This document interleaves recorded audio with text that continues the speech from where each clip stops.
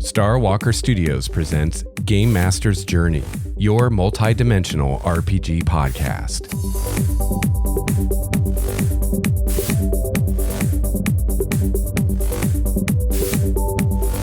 Welcome to Game Master's Journey, the Primordia campaign. These episodes are recordings of actual play of my D&D campaign in my homebrew world of Primordia. You can not only enjoy the first adventures in my new world, but you can also witness the contributions the players make to Primordia. So join me on the journey. Together, we can become game masters truly worthy of the title.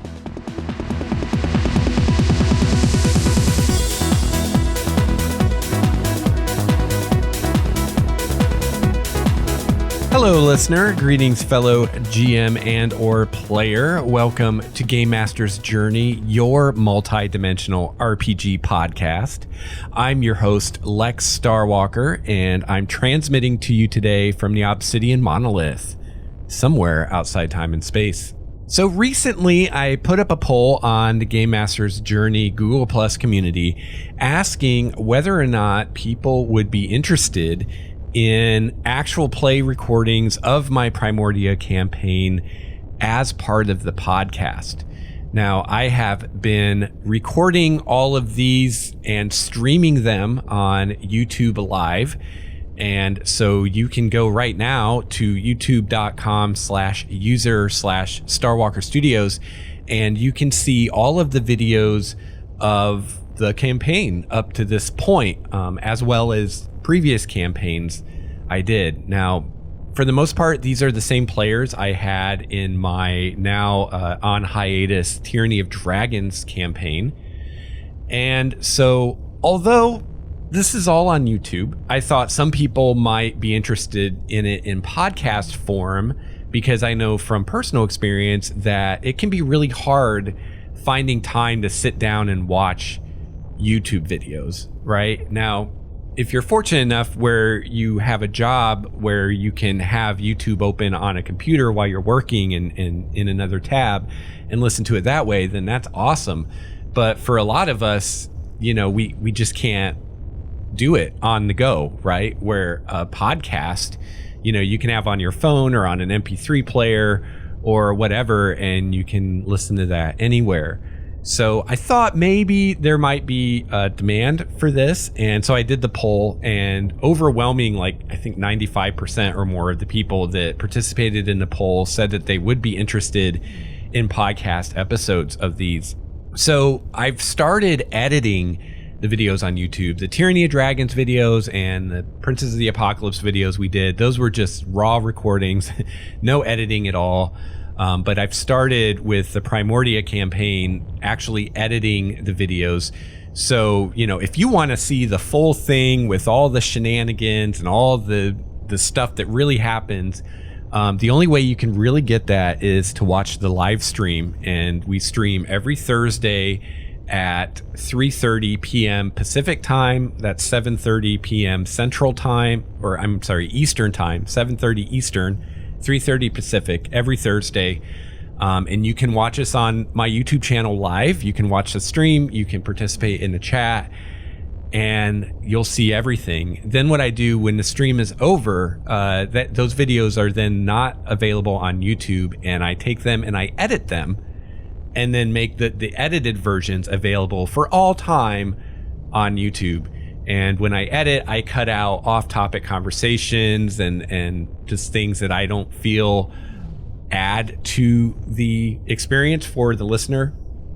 Now, one thing that I am doing that is different from the way I would normally do an actual play is I am leaving in rules discussions that happen, and I am leaving in any and all world building that we do during the session.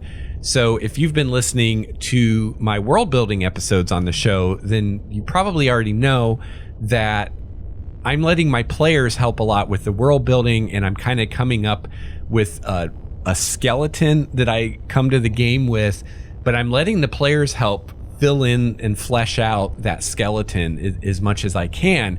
So because of that, I thought that this would be really valuable to those of you that are maybe trying world building for the first time, or trying GMing for the first time. Maybe you've come because of my GM 101 episodes. And so you can see or hear me run a game, and you can see how the contributions from the players get factored in and how my world of Primordia is growing and evolving over time based on what happens with the players. So I hope this is valuable to you, and we'll just see how this goes. And like I said, you know, I've got all of this on YouTube. We've done 6 sessions so far. So, you know, if you dig this and you don't want to have to wait for me to put out the audio episodes, you can always go watch it on YouTube. It will always be on YouTube first. But as I have time, I am going to redo them as audio episodes as well, and do some further editing, try to clean up the sound a little bit, try to edit out maybe a few more things that got left in the video that maybe really shouldn't be there. So the audio version will be the most cleaned up version. Now, for those of you that have been around since the very beginning, I will tell you this probably won't be quite the level of fidelity that I had with my Obsidian Monolith actual play. With that one, I did something totally crazy and had each player record their own audio locally and send those to me, and then I edited all those together. And that was a lot more work, took a lot more time, but actually sounded better than if we'd all been in the same room together. Because when you're all in the same room together, you get I forget what it's called, crossover bleed or something like that, where basically multiple mics are picking up your voice from different areas, and it can lead to some funkiness when you're trying to edit. So actually, you know, doing it the way we did it is about the best possible sound quality you could have, other than having each person in their own little sound booth, soundproof room. So this won't be quite that good because I am just using the YouTube videos for the audio. So, you know, there's going to be a little wankiness from the just being on internet and voiceover protocol and everything, but I will make it as good as I can, and likely it's still going to be better than a lot of other actual plays you listen to. So you can let me know how I did as far as the audio quality. So this first episode is this actually isn't even the first session. This is like a prelude to the first session, because one of the players, Nathan, and I got together before the first session, just the two of us, and talked a bit about his character, because Nathan decided to play what I'm calling a psion, what Wizards has for some reason decided to call a mystic, which to me does not say psionics at all, but decided to play test the psionics rules that Wizards has released for 5th edition in the Unearthed Arcana. And so we got together to discuss that, to discuss the psion as a class and how the psionics work, and also to discuss some ideas Nathan came up with as far as the background of his character and how to fit his character and psionics into my new world of Primordia. So again, in this first segment here, we are not going to get into the actual adventure. It's just me and Nathan. So if you're not interested in the world building stuff and you just want to get to the adventure, then you might want to skip this episode. But if you're listening to this more for, or at least partly for, the world building aspects, then this will be a great episode, because Nathan has some really cool ideas about psionics as a class and how to fit it into the world.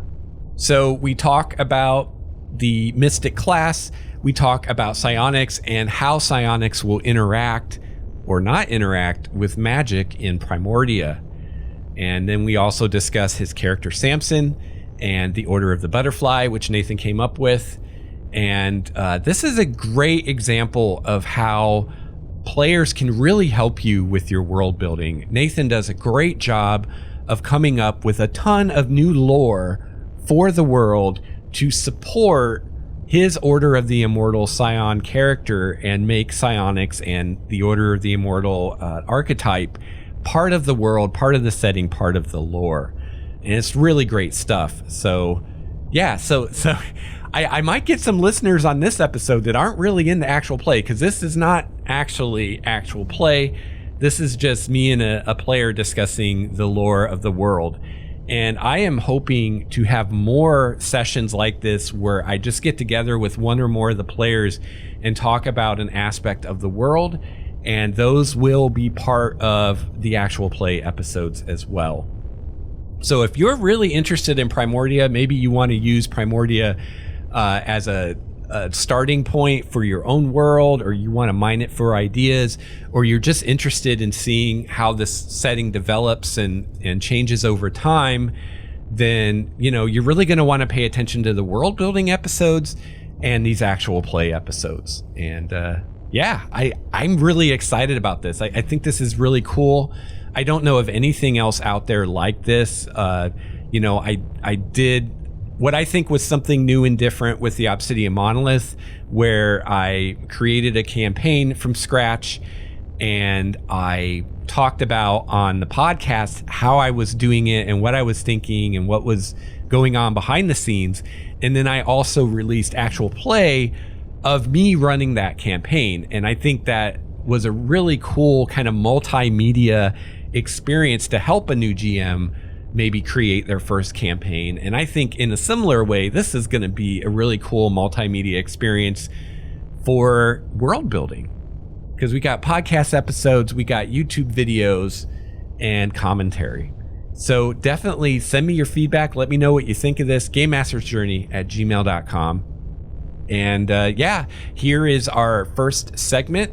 And I will be releasing the continuing parts of our first session in the coming days.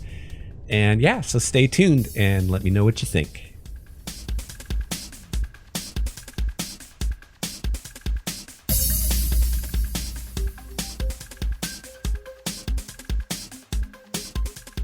This is the first Primordia thing.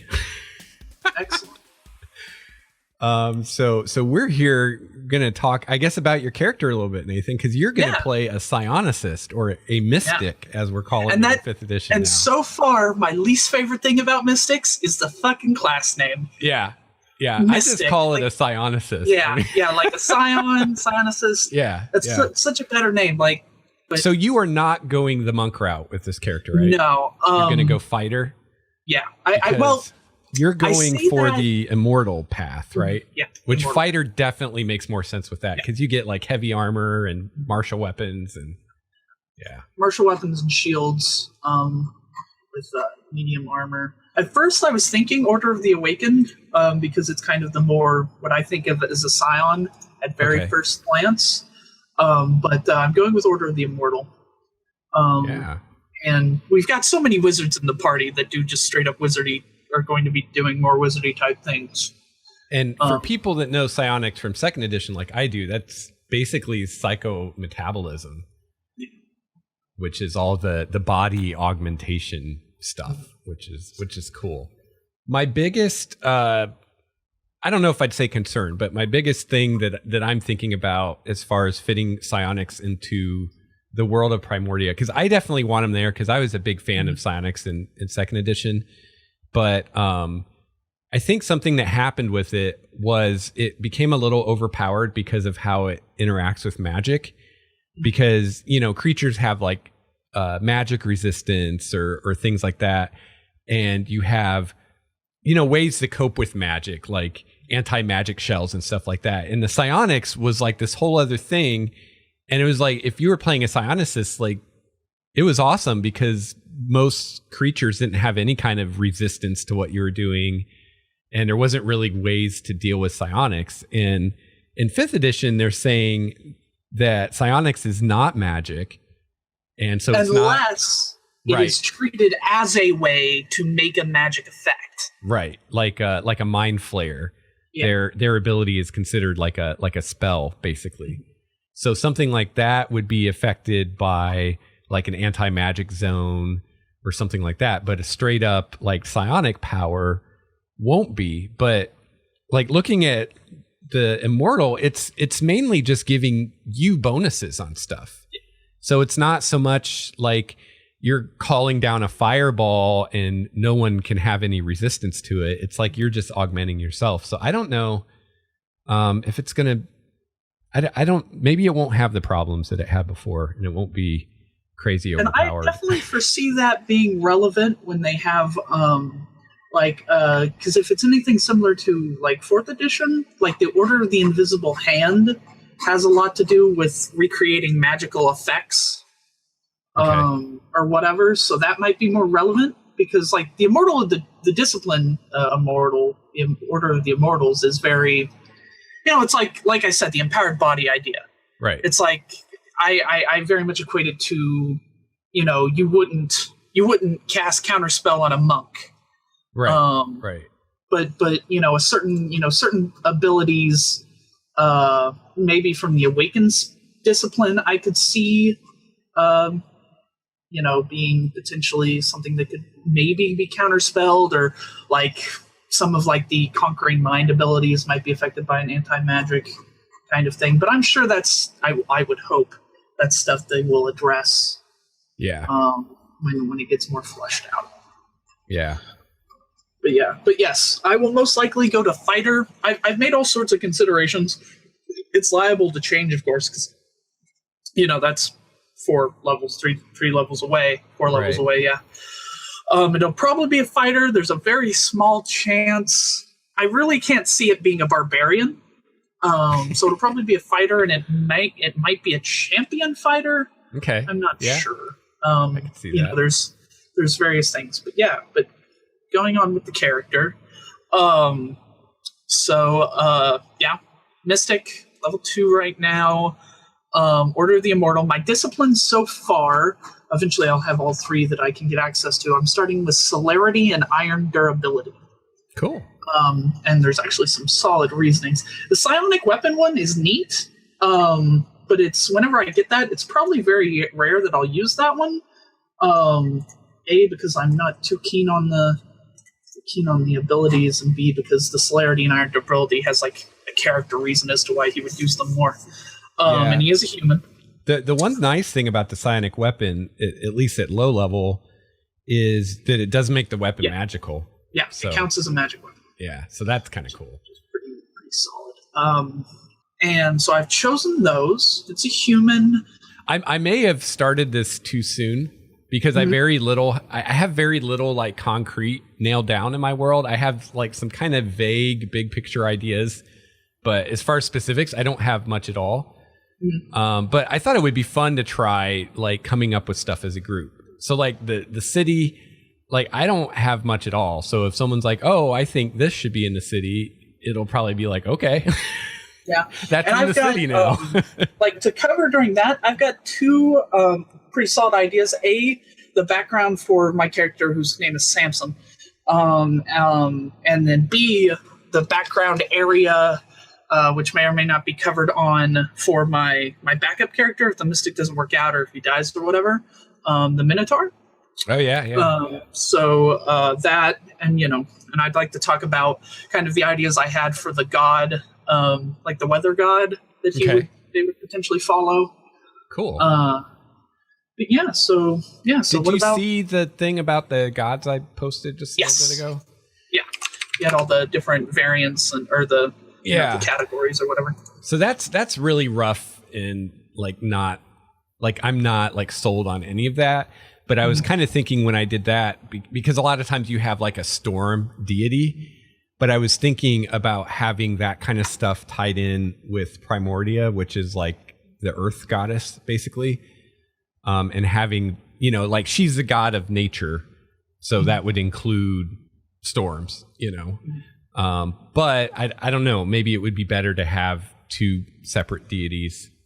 I don't know, but kind of what I'm trying to avoid is having like dozens and dozens of them. of deities. Yeah. Yeah. And even if you didn't go with like a storm deity, like my idea, just kind of in a touch and go, was the idea that, say, thunder. This one's based on thunder, and the sound of thunder to this god or this whatever idea is when a warrior dies gloriously in battle. Okay. That's the sound of them going to whatever. They hit a big drum. And of course, lightning creates thunder, and what that is the lightning strikes the place that the great warrior died, and stuff like that. That's kind of cool. Because the Minotaurs are going to be, major followers of this, because they're, the water people and warriors, so storms or whatever. And I also like the rain shroud idea from, what is it? Ravenloft, whatever world that is, what universe? I forget. I don't know. Yeah, the ranger. But anyways, stuff like that. Yeah, but what about psionics? What is psionics? Yeah, I guess the biggest question is it magic or not? So I guess Wizards is saying it's not, but it can manipulate magic. So I think I'm okay with that. What do you think, Nathan? My first idea was because of how influenced Primordia is, or how I've understood it so far with magic. Yeah. I was thinking, of course, I'm fine with the, it being kind of like a, what's the word I'm looking for? Kind of the idea of a sufficient technology is seen as magic, but it's like, right. Where psionics is using other methods to maybe cheat the system. Maybe right. Even magic users don't like psionicists because they're breaking through. They're using force of their own body instead of right. The grace of whatever. But my first knee-jerk idea was that it is magic. Yeah. And where most wizards and whatnot do their magic outside of themselves, psionicists do all their magic inside. So instead of making the fireball go out, it stays within themselves and it powers their various abilities. Yeah, I like that. And actually, I mean, I went back and reread the psionics article, like after you said you wanted to be one. But before I'd read that again, I kind of forgot that they'd taken the stand of, it's not magic. And I was kind of thinking that I was just going to have it be just another type of magic. And I might still do that and still have it work mechanically the same way. And maybe it's like, it's actually harder to do psionics than it is magic. I mean, if you look at what your character can do compared to like a second level sorcerer or wizard, like you have fewer options. So maybe like that's kind of the trade-off. It's like, you're taking this more disciplined path and you're not going to be able to do as many different things, but you're not as susceptible to things like dispel magic or anti-magic shell and stuff like that. Which, I also had the thought of is like, okay, let's say psionicists are rare, and they're rare because, like, I guess it's kind of like the favored soul idea of where you have to be an adventurer. Your fate has to have a strong enough fabric to contain this ability.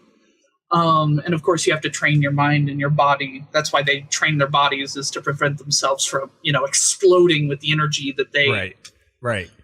that they maintain within themselves. And it also works, like, say, with the Order of the Immortal, where you couldn't counterspell it because to counterspell, you have to know that a person's casting a spell. So if they don't say anything and if they don't do anything, you can't actually do that. Yeah. That's a good point. Which I forgot. That's why silent casting or whatever was good. Which I don't even know if that's a thing in 5th edition. And so that's how that goes about. I mean, there could be a lot of reasonings of if the effect doesn't actually come out into the world, you're trying to get inside someone or whatever. I mean, I'm perfectly happy with it being magic. I'm perfectly happy with it being, what other artists, as, seeing as wizards and sorcerers do the art, they can be the artists. Yeah. Consider them con men, kind of like they're using other means. Like, instead of picking the lock, they're just kicking the door down. Yeah. And maybe that upsets people. Well, one idea I got from what you said about how, because I do like the idea of saying that it's pretty rare. And, a lot of these psionicists are like in their little monasteries or whatever, up on the mountain somewhere. And they don't, most people don't even know they exist. Maybe it's actually really dangerous to unlock that potential. I mean, first of all, just explode. Yeah. Like, first of all, you have to be born with it, and most people aren't. But even if you are, like most people who try to unlock that, it actually kills them. And so that could be why, like you're a survivor. It's kind of like you read Wheel of Time, right, Nathan? Yeah. How like, when people learn to channel, if they didn't have someone to teach them, how a lot of times they'd actually self-destruct. Yeah. And actually that fits really well because yet again, I think it was in 4th edition, I think it's an ability I think it's when you're bloodied and when you get knocked down, psionic eruption, like the person contains all of this energy, but when they get knocked down, they lose grasp, and so it explodes out of them. Oh, cool.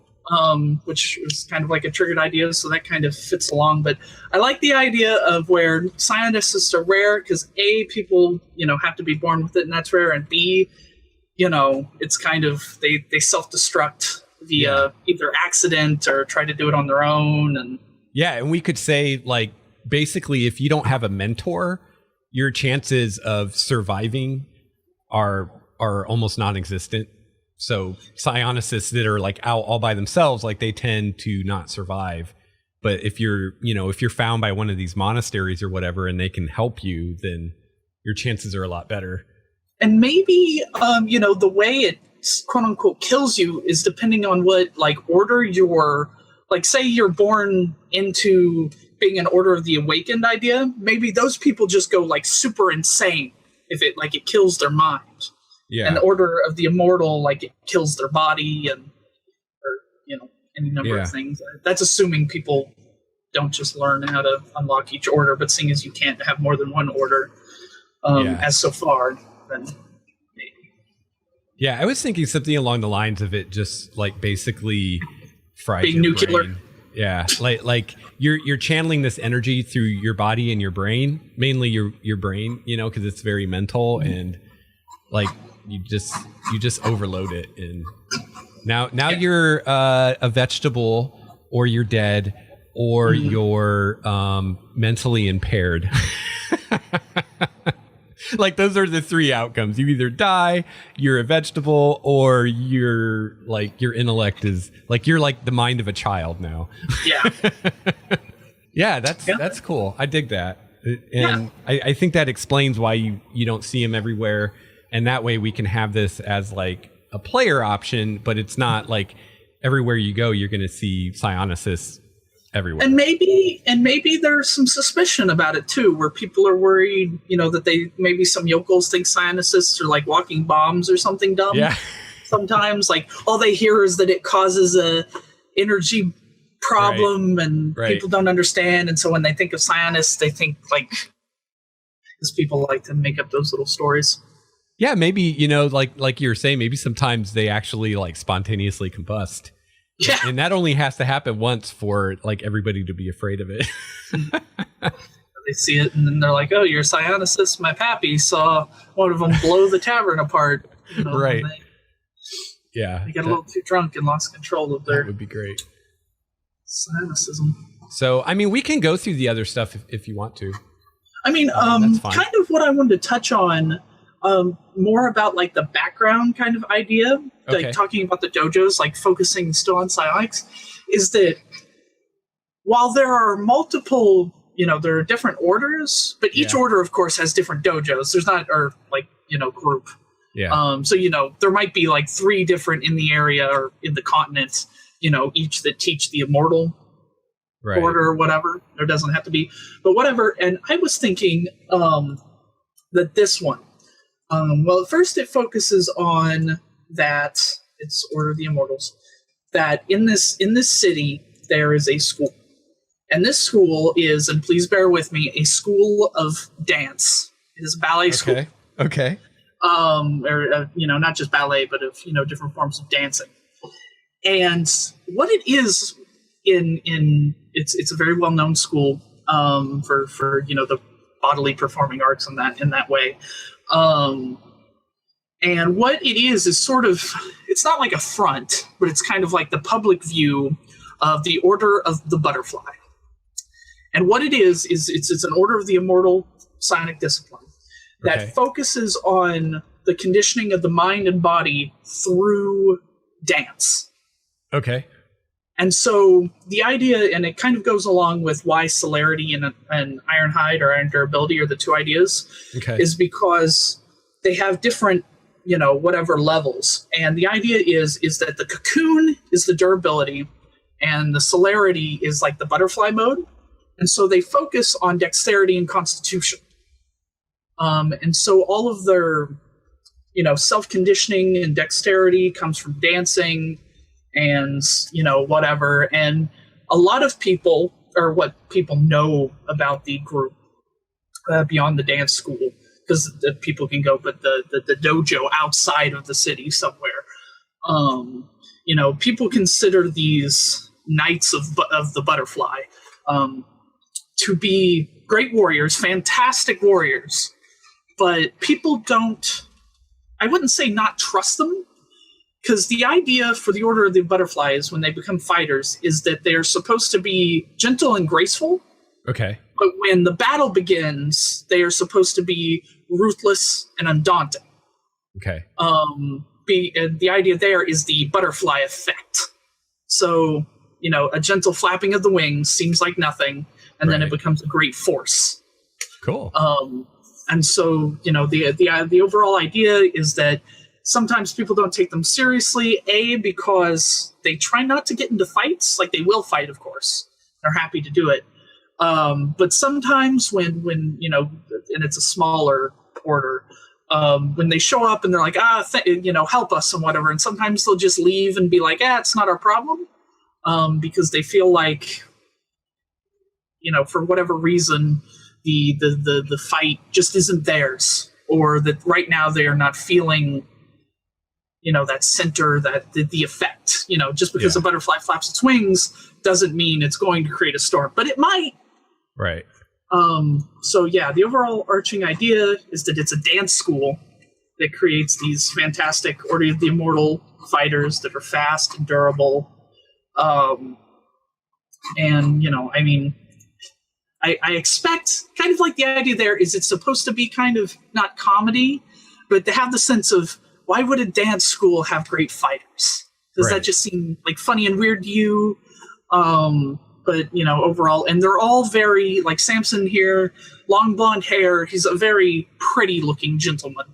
They're all very, I guess, flamboyant, very whatever, colorful, whatever, because the idea there is that you're supposed to, give that false gentle effect to people.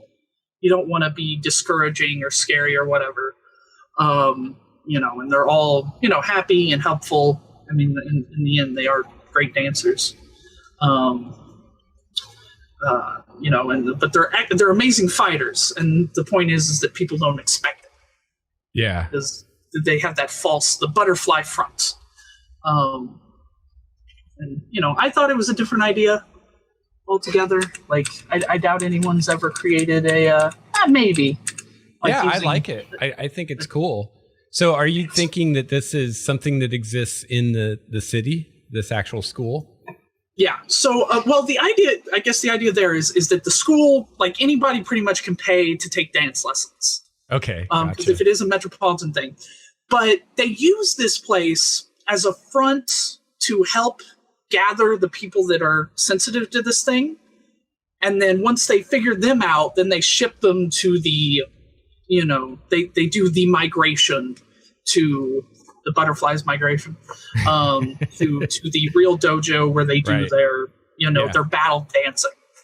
Cool.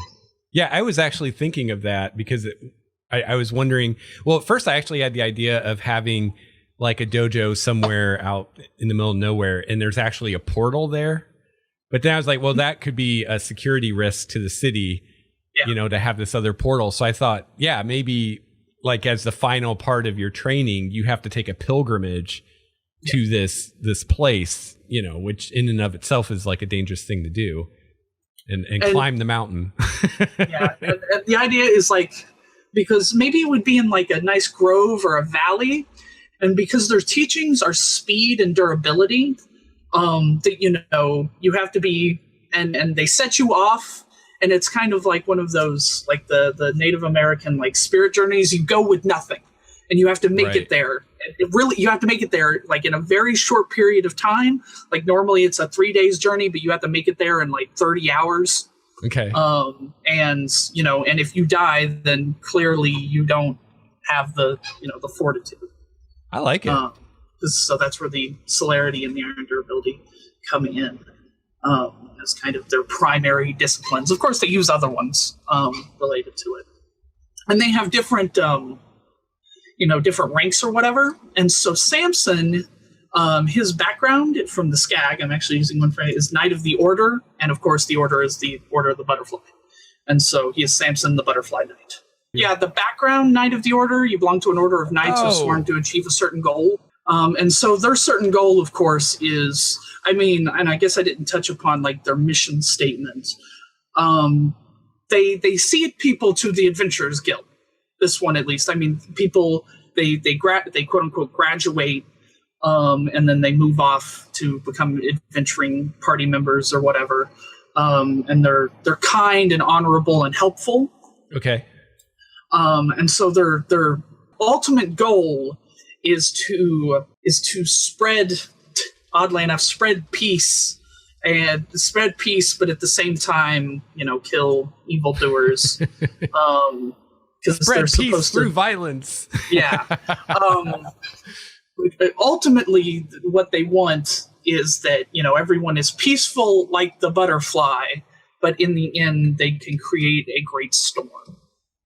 Cool. I like it. Which it's called a banneret, I guess. Right. If they're not parts of the Cormier, but yeah.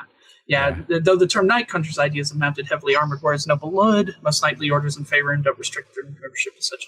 Yeah, we'll probably want a different, call it something other than a knight. I don't know what we would call it. Something that fits like your concept better. Yeah. And I guess the only thing here is because it says a skill as appropriate for your order, and it gives a list. Instead of one of those, I went with performance because they're a dance order. Yeah, that makes sense. Yeah, I don't know if we've actually got a couple people in the chat, and someone mentioned, you could tie the Blade Singers in with this, which I don't want to do because that's like a specific Elven thing. But I know in like second edition, like Blade Song, that was one of the proficiencies that you either got or had to have was dance. Yeah, because that's part of the style. So the and kind of as I said on the forum there, the Order of the Butterfly is restricted to elves and humans. Humans have elves. They don't let non-potentially dexterous things in, and they're also kind of racist towards ugly things or prejudiced. Sure. So things like if there was a such thing as a good goblin, they would be kind of, because they're kind of whatever. Yeah. Like that. Yeah, cool. I really like that. That's awesome. The Order of the Butterfly. Float like a butterfly, sting like a bee, right? Very much, very much. Touch it right on the nose. Yep. And I've got that down. Of course, I haven't written down so far any names or any ground in places. That's a bunch of X's that need to be worked through.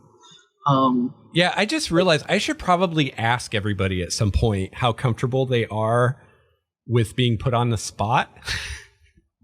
Because some people just don't like that, but like kind of what I'm thinking is like this Order of the Butterfly, like this is kind of your thing that you're coming up with.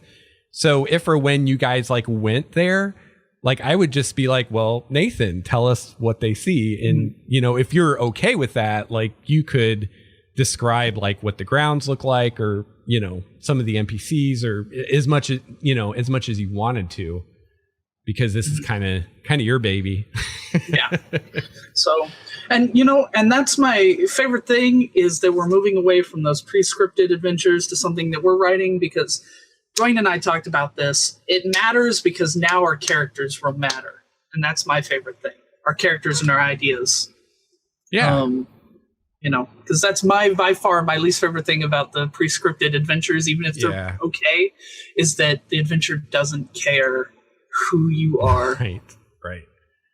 Right.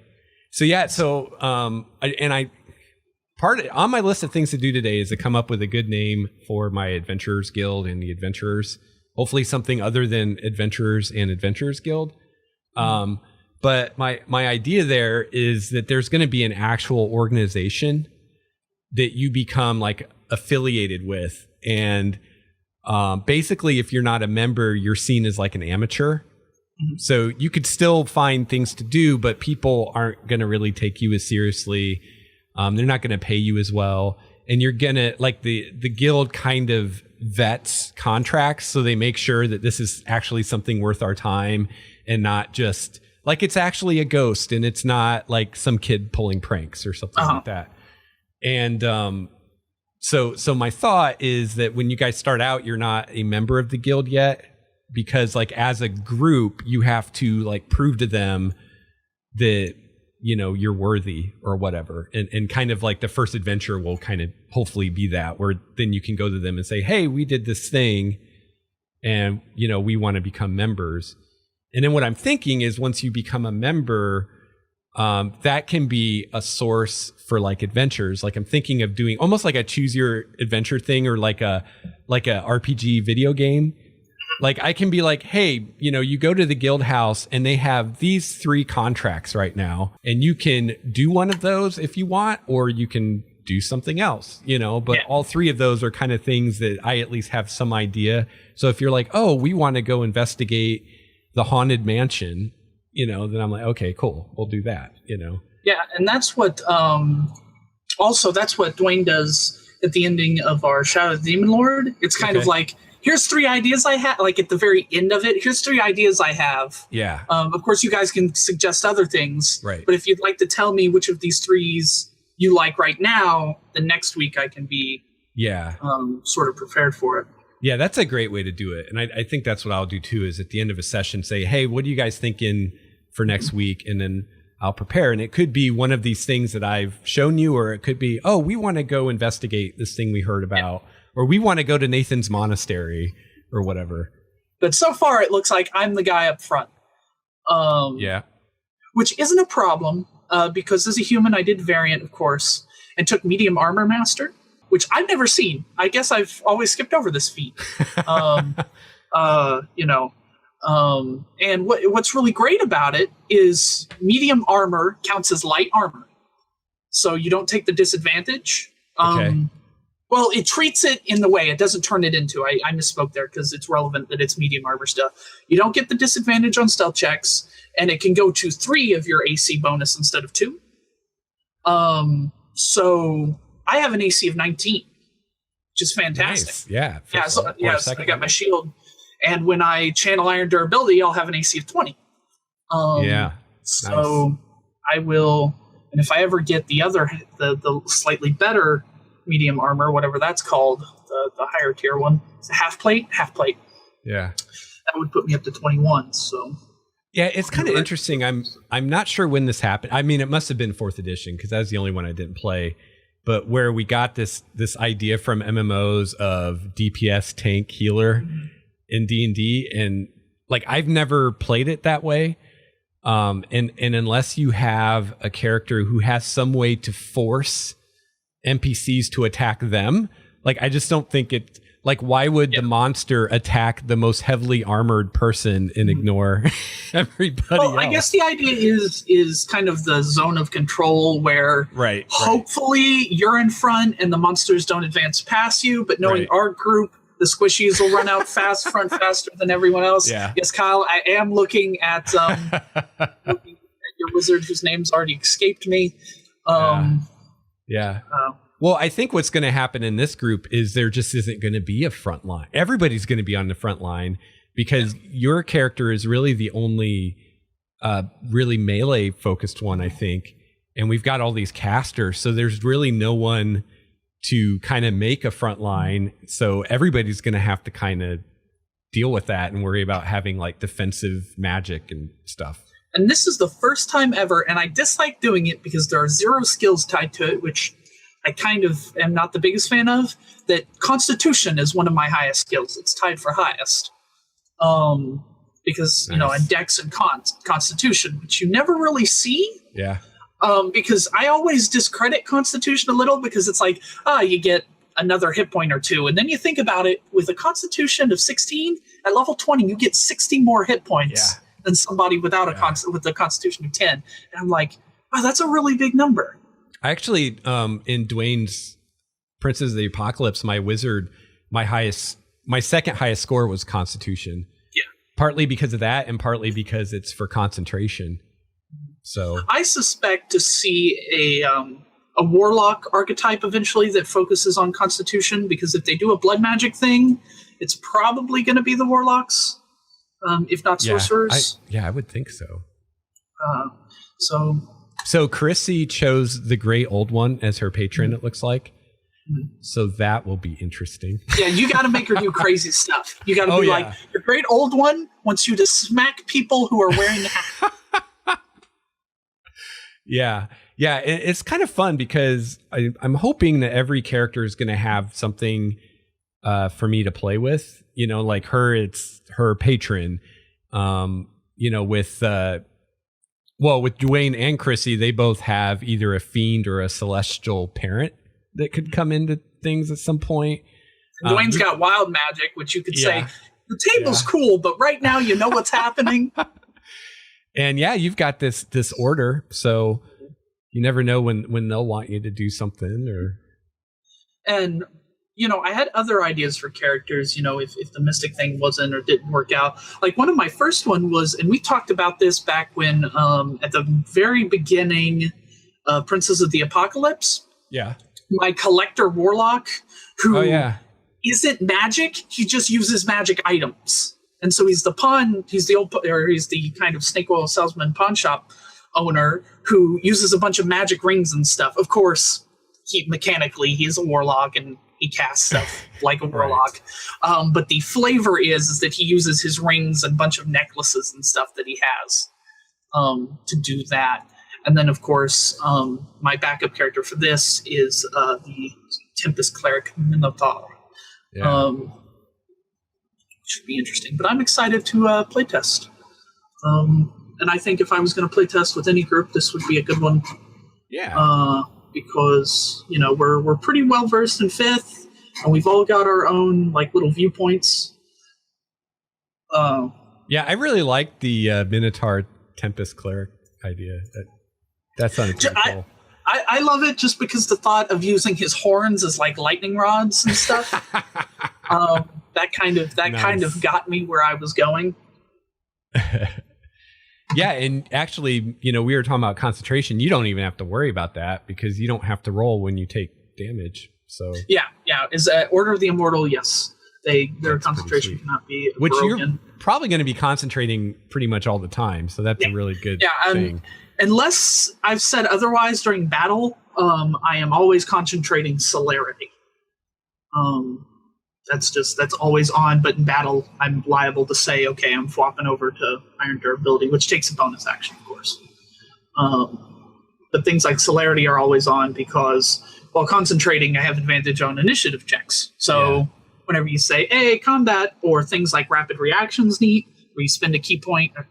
God, I'm going to say that a lot. Side point. A side point to turn off being surprised, which is interesting. And stuff like that. And then, once the battle's head on, once the skirmishing's done, you swap over to Iron Durability. Activating a discipline's just a bonus action, right? Yeah, to turn on even concentration. If for some reason you didn't say that or I was being a dick, it's still only a bonus action. Yeah. But the idea is he's pretty much always he's always in butterfly mode of celerity. Yeah. But when he goes cocoon, also AKA Iron Durability, that'll happen. Yeah, because the only thing that affects concentration is doing something else that takes concentration. So mechanically, there's no reason you couldn't just be concentrating all the time. So why not? And it kind of fits like that, mental discipline. It's like trying to be in a meditative state, at all times. And the things like the celerity thing, you have to be concentrating on it. Otherwise, if you're not already, then you can't use its effect because you roll initiative at the beginning of combat. Right. That's pretty cool. I was guessing you were going to do the other two and not do celerity, but Now, I mean, the psionic weapon, there's obviously a lot of value in the strength of some of the abilities there. But, you know, I'm not worried too much about doing a ton of damage. I'm worried more, you know, kind of the durability.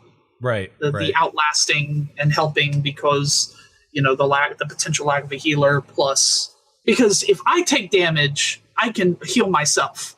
You know, I mean, it does take an action while concentrating on your ability to roll hit dice. But it can be done and stuff like that. I mean, I'm most curious to see how it turns out if we end up not having a healer. Yeah. I think you guys will be all right because, like, you know, you're going to be okay because you have some kind of healing abilities for yourself. And what I'm hoping will happen is it will just mean that you might have to rest a little more often and be a little bit more cautious going into combat, which I think would actually be a good thing. would make it a little bit more kind of gritty and have a little bit more like pucker factor. Yeah.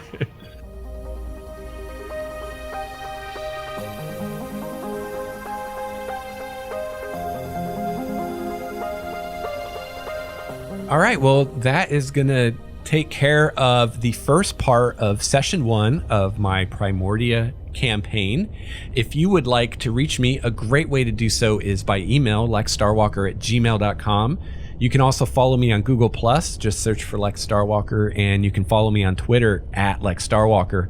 Please visit the website, starwalkerstudios.com/GameMastersJourney. You can find all the episodes there. You can find the show notes, lots of helpful information and links and whatnot within the show notes. And also, again, my YouTube channel, you can find in the show notes just a link to it, or you can head to youtube.com/user/Starwalker Studios, and you can find all my actual play videos there. So I hope you get a chance to play your favorite RPG this week. I'll be back soon with another episode of Game Master's Journey. Until then, game on. This has been a Starwalker Studios production, your source for quality gaming and hobby podcasts. This episode's music provided by Cloudwalker, Renfield, Transboy, and Ish. Please see the show notes for more details at starwalkerstudios.com/GameMastersJourney.